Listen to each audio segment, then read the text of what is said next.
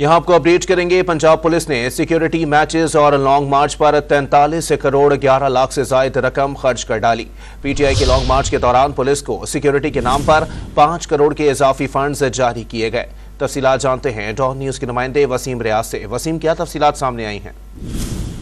हुकूमत के ज़िमनी बजट 2022-23 की तफसीलात ये हैं जो सामने आई हैं। दस्तावेजात के मुताबिक 2022-23 के दौरान पंजाब पुलिस ने पीटीआई लॉन्ग मार्च समेत सिक्योरिटी और आलात की खरीदारी के लिए 43 करोड़ रुपए से जायद के अखराजात जो हैं वो कर डाले। इंतखाबात के मुतालबे पर पीटीआई का लॉन्ग मार्च से निपटने के लिए 10 करोड़ रुपए से जायद के अखराजात किए गए।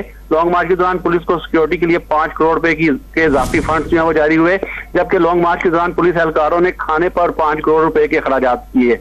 ज़िमनी बजट में जो है PSL 3 के अखराजात भी सामने आए। PSL 3 में मैचेस की सिक्योरिटी के लिए 9 करोड़ 50 लाख रुपए के अखराजात हुए। इसी तरह साल 2022-23 में पंजाब पुलिस ने कच्चा ऑपरेशन में 11 करोड़ 22 लाख से ज्यादा के अखराजात किए।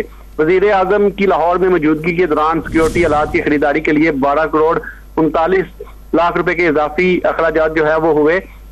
ये बिल जो अखराजात हैं ये 1 साल के हैं जब पीटीआई की पंजाब में हुकूमत थी और चौधरी परवेज लाई वजीर आला पंजाब थे। जी बहुत शुक्रिया वसीम रियाज अपडेट करने के लिए।